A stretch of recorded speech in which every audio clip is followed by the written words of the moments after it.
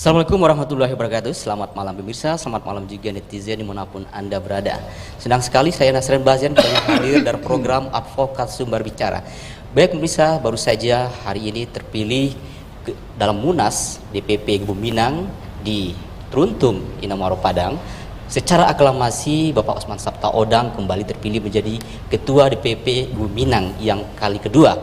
Nah, sebelumnya juga akhir-akhir ini bahkan 6 bulan terakhir begitu euforia untuk menjalin kerjasama dan merangkul para perantau antara Rana dan Rantau kembali melihat.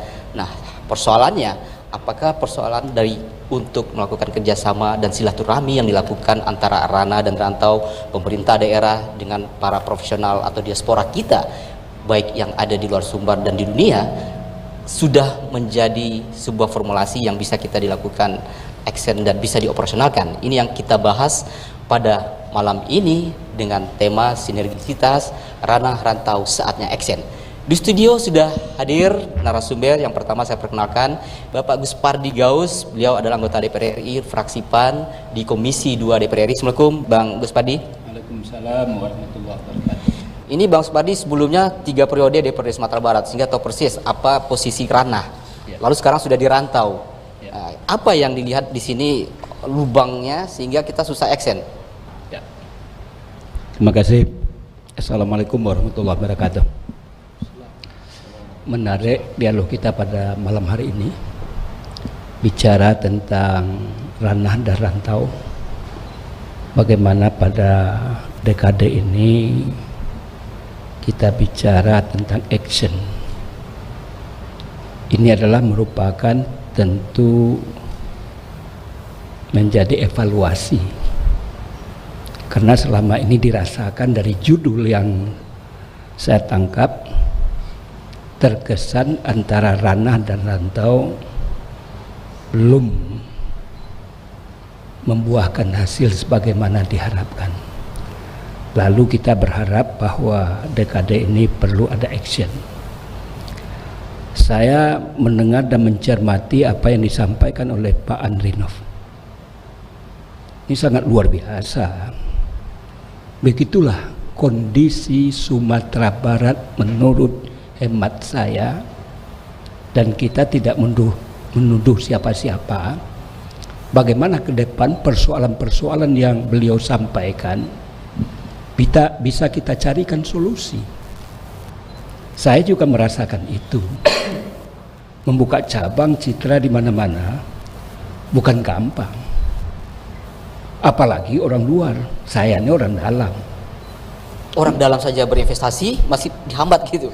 Inilah kondisi kita. Saya merasa sedih. Harus sekarang ini posisi Sumbar itu berada di mana? Malu kita. Saya sebagai putra Minang tetap saya merasa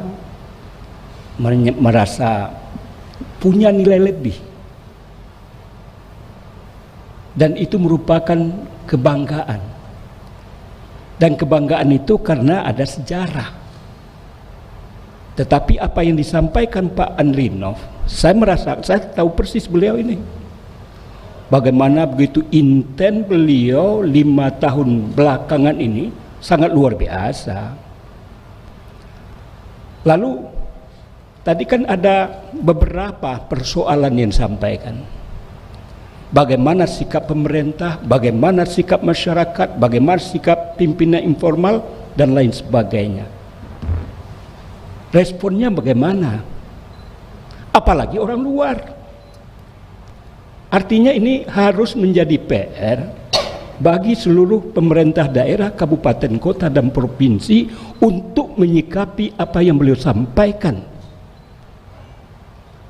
Saya menyimak itu. Orang sekarang ini kabupaten kota provinsi lain berdaya upaya untuk menarik ibarat gula dengan semut. Sudah begitu tinggi komitmen dari orang rantau untuk bagaimana berinvestasi, bagaimana untuk mengabdi, bagaimana membangun kampung halaman dan lain-lain sebagainya. Itu salah satu di antara tokoh. Beliau ini tokoh. Apalagi tidak tokoh. Beliau mantan menteri. Disepertikan itu. Ini diskusi yang menurut hemat saya perlu disimak baik oleh DPRD ataupun oleh pemerintah, begitu juga oleh masyarakat. Saya tidak menyalahkan siapa-siapa. Inilah kondisi kita pada hari ini. Jadi autokritik, ini maaf, saya lebih berperasaan dalam menyikapi ini, dan itu menjadi indikator kondisi Sumbar seperti ini. Coba lihat, itu salah satu barangkali menurut hemat saya jadi pembelajaran. Jadi pilot proyek bisa menjadi sampel untuk dijadikan studi kasus bagaimana berinvestasi di Sumatera Barat. Welcome-kah masyarakat, welcome-kah pemerintah daerah? Jangankan welcome, di tempat-tempat lain. Apa yang diilustrasikan oleh Pak Jokowi ketika beliau diresmikan menjadi presiden kedua yang saya hadir ketika itu.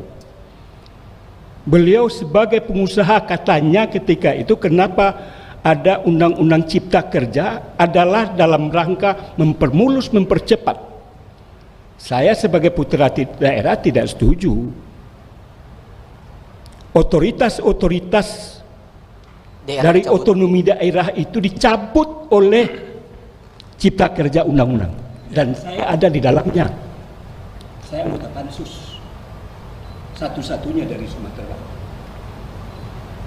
Tapi apa daya, karena memang Pak Jokowi merasakan betul ketika beliau sebagai pengusaha datang ke Timur Tengah, dia hanya duduk di hotel, semua persoalan selesai. Bisakah kita meniru itu? Sebetulnya ini kan bagaimana mentransformasi informasi, mengaktualisasi dan menindaklanjuti. Sebetulnya menurut hemat saya inilah barangkali peluang bagi Sumbar untuk menjadikan daya tarik supaya orang berinvestasi di sini. Apa yang dibanggakan oleh Sumbar pada hari ini? SDA-nya, sumber daya alamnya, boleh kita pertanyakan dibandingkan dengan provinsi-provinsi lain.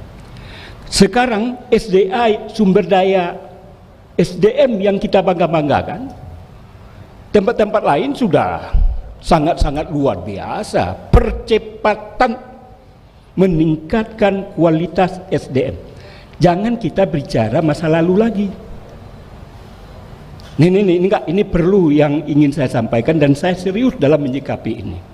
Karena saya merasa putra daerah dan saya berasal dari daerah. Walaupun saya kuliah di Ciputat, tapi saya pulang kembali dan mengabdi di Sumbar. Tadi dikatakan 3 periode menjadi anggota DPRD, dan sebelumnya 15 tahun menjadi akademisi di Sumatera Barat, bukan di Jawa. Jadi saya sangat merasakan pahit getirnya bagaimana kondisi Sumbar masyarakatnya dengan berbagai elemen yang disampaikan tadi, dan bagaimana pula menyikapi orang luar. Apakah orang luar itu orang rantau ataupun orang yang ingin berinvestasi. Dan saya ingat juga ketika itu, ketika saya di Kadin, Coca-Cola keluar pergi ke Riau, dan saya tahu persis kenapa sebab itu terjadi. Baik Pemdanya, baik masyarakatnya, baik lingkungannya. Artinya adalah bagaimana secara tahap, step by step, pemerintah kota, kabupaten dan provinsi dan masyarakat diajak untuk membicarakan ini, bagaimana ke depan Sumbar menjadi the best. Karena apa? Kita serba berkekurangan. Apa yang perlu kita sodorkan yang menjadi sesuatu daya tarik bagi orang lain, terutama orang rantau, Sedangkan Pak Nilinov saja sudah begitu, apalagi orang Luar Sumbar. luar Sumbar. Ini yang kita. Padahal Sumbar ini menurut hemat saya tidak kalah dari Bali. Saya ke Bali itu sudah, kalau ke Bali itu saya hanya di hotel aja, nggak perlu saya pergi kemana-mana. Sumbar ini dari wisatanya sangat luar biasa. Tadi dikatakan oleh Pak Rino, ada 4 danau. Danau Maninjau, Danau Singkarak, danau di atas, danau di bawah. Saya katakan selalu saya ketika pimpinan DPR dan anggota Dewan pergi ke provinsi yang lain, Sumbar ini sangat luar biasa Bapak. Danau di atas tuh adanya di bawah, kata saya. Danau di bawah itu adanya di atas. Sama dengan kampung saya, Guguk Randah lebih tinggi daripada Guguk Tinggi. Inilah sesuatu yang luar biasa. Kenapa sampai begitu? Nah, ini menjadi PR kita. Dan menurut hemat saya, diskusi pada malam hari ini harus ada goalnya. Dan kita harap kepada pemerintah daerah sebagai penggerak. Jadi pemerintah itu kan fasilitator. Ada persoalan-persoalan di masyarakat, dia turun. Jangan merasa orang berinvestasi dia akan mencari keuntungan. Pasti dia berinvestasi, uangnya datang, lalu memperkerjakan masyarakat sekitar, lalu ekonominya bergerak, pemerintah terbantu. Kenapa terbantu? Pengangguran menjadi berkurang. Jadi sebetulnya ini yang perlu disikapi oleh seluruh elemen masyarakat yang ada di Sumbar ini. Apakah pemerintahnya, masyarakatnya, pimpinan informalnya, dan lain sebagainya. Harus seayun selakah dalam menyikapi dari realitasnya yang Bang itu. Supardi lihat, apakah memang orang rantau yang terkesan semakin lama semakin longgar, emosionalnya terhadap daerah semakin berkurang, atau karena memang kita di ranah ini yang tidak aktif, proaktif dalam jemput bola? Ya. Tadi sebetulnya sudah disampaikan oleh Pak Asel Caniago secara komprehensif. Orang yang merasa ada tali darahnya itu, mereka itu bangga dengan Minang, tali darah Minangnya itu. Dan saya banyak mendapatkan informasi dan berkenalan dengan orang-orang semacam itu. Kenapa? Nilai-nilai sejarah yang sangat luar biasa yang kita dapatkan, yang dipersembahkan oleh para leluhur kita. Ini adalah sebuah realitas dan nggak bisa dimungkiri. Tapi jangan kita bicara masa lalu terus. Kita harus menatap masa depan. Nah, oleh karena itu bagaimana? Tadi sudah dikatakan mereka merasa kurang disapa. Saya katakan hari ini saya diminta oleh Pak Gubernur untuk menginventarisir berapa anggota DPR RI yang ada di Sumbar, di luar Sumbar. Lebih banyak dari luar Sumbar. Datanya, namanya sudah ada. Yang terekam oleh saya adalah kalau yang dari Sumbar kan 8 di Sumbar 1, 6 dari Sumbar 2. 14. Ketika halal bihalal keluarga kerukunan agam, saya sebagai ketua, saya serahkan, saya WA kan ke beliau. Yang tercatat oleh saya pada malam hari itu adalah sebanyak 15 orang dari berbagai fraksi, apakah PDI, PKB, PAN, Golkar, Demokrat, dan lain sebagainya. Artinya apa? Potensi kita ini sangat luar biasa. Artinya orang rantau itu kan sangat mampu mengaktualisasikan dirinya di luar ranah. Dia itu adalah orang yang potensial. Kenapa tidak mereka itu kita rangkul? Jangankan rangkul, siapa saja tidak. Itu yang dikatakan oleh Pak Asril. Nah, ini adalah merupakan PR kita. Bagaimana ke depan Sumbar harus bisa menjadi catatan sejarah baru, menjadi orang Minang yang diperhitungkan di masa datang. Baik, Masukan dari Bang Guspadi. Dari apa yang kita diskusikan, barangkali Pak Gubernur tentu melakukan komunikasi interaktif. Saya selama ini sudah 2,5 tahun di DPR RI, baru sekali diundang di Jakarta, dan kemarin saya berikan nama yang 15 itu, lalu diundang untuk hari Minggu besok. Saya hari ini ada di Dapil.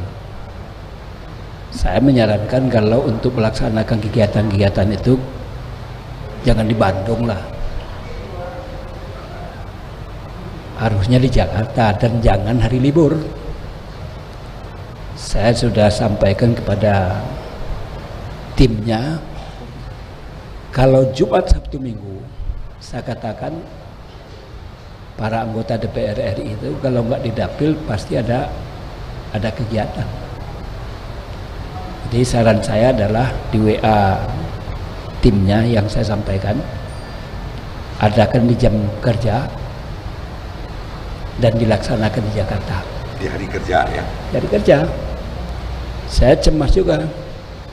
Adinda saya ini apa bisa hadir apa enggak? Enggak mungkin. Ya. Jadi jumlahnya berarti kan berapa terus?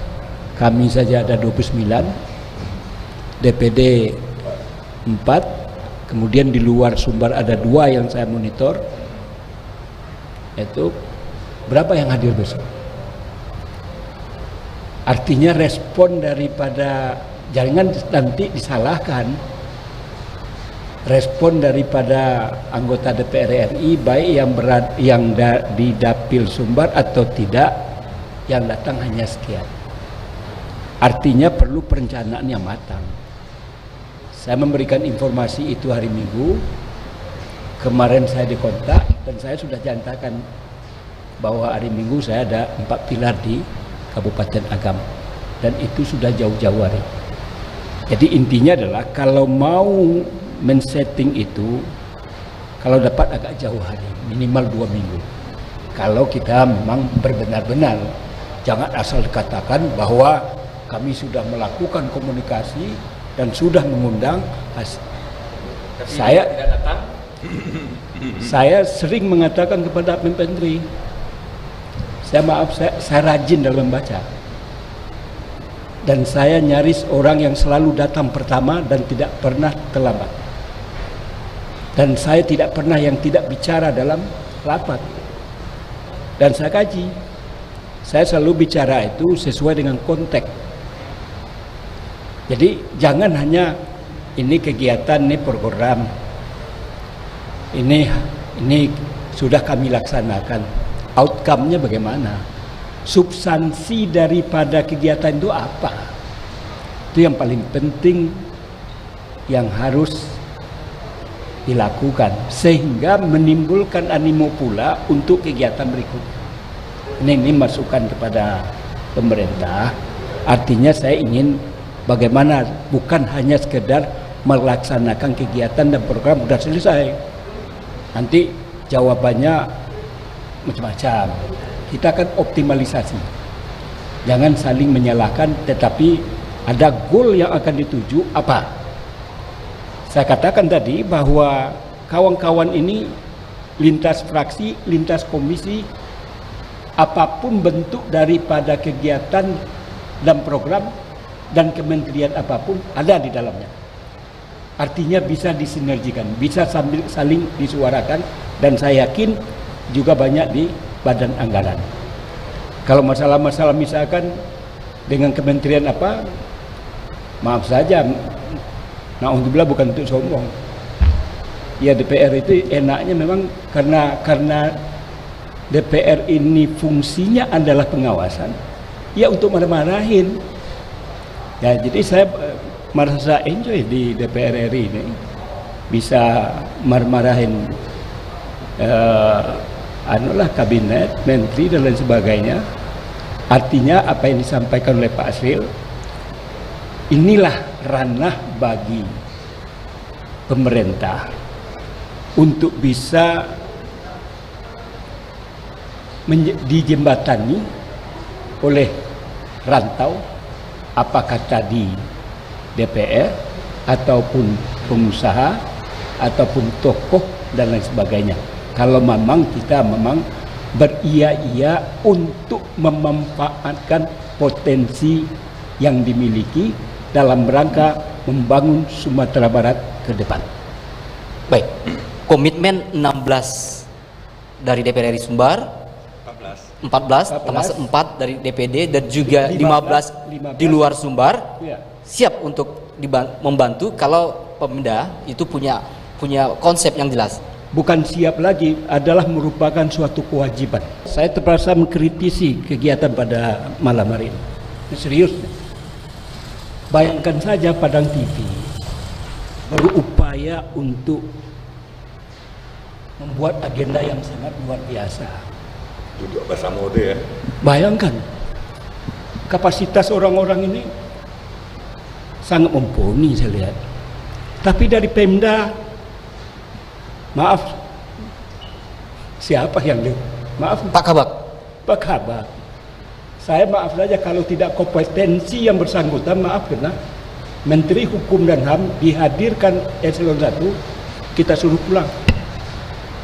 Tapi karena ini adalah merupakan dialog, artinya apa?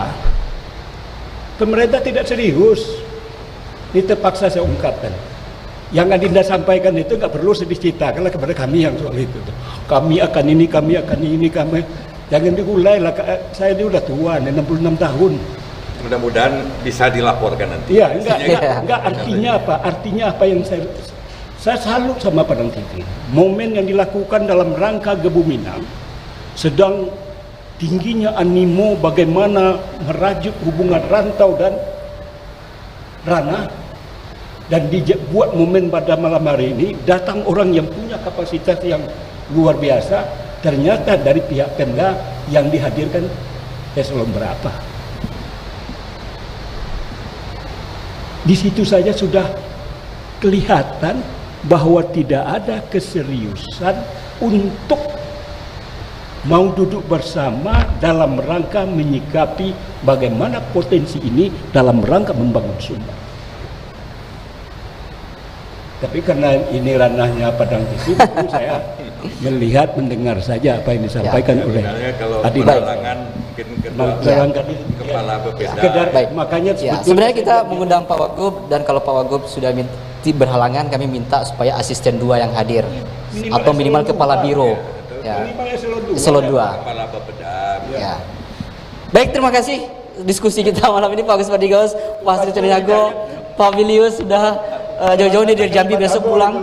Bang Hidayat, Bang Alir Mansori, Pak Zaki, terima kasih sekali sudah hadir. Baik pemirsa, itulah tadi diskusi kita. Jangan sampai potensi Sumatera Barat, potensi Minangkabau yang besar hanya menjadi brand drain, bahwa potensi kita hanya sia-sia untuk dimanfaatkan oleh negara luar, daerah luar ketimbang di daerah ini.